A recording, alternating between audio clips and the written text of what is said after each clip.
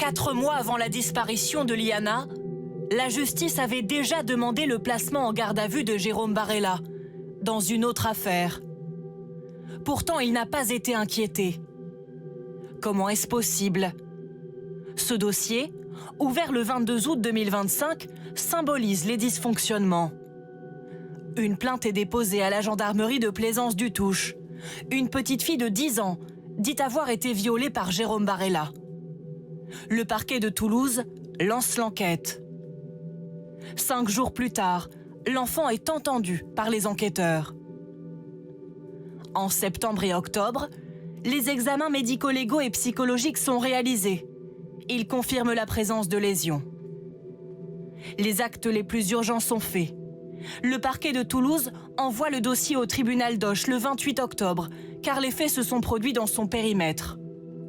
Mais il faut attendre 2 mois, le 9 janvier, pour que l'enquête soit confiée à la gendarmerie de Lectoure, qui reçoit finalement des consignes précises le 23 janvier. Il a été prescrit par le magistrat du parquet un certain nombre d'actes d'enquête complémentaires, notamment un complément d'audition de la mère de la mineure, des auditions de témoins, des réquisitions téléphoniques.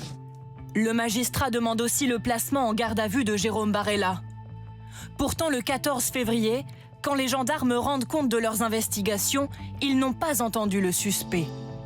Cette brigade territoriale, composée de seulement 8 gendarmes, avait-elle les capacités de prendre en charge une telle affaire? Certains spécialistes en doutent.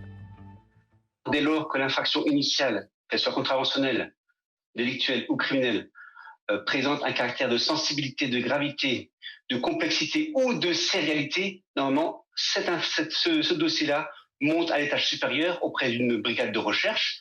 Le rôle de la gendarmerie est lui aussi au cœur de l'enquête administrative qui doit rendre ses premières conclusions dans 2 semaines.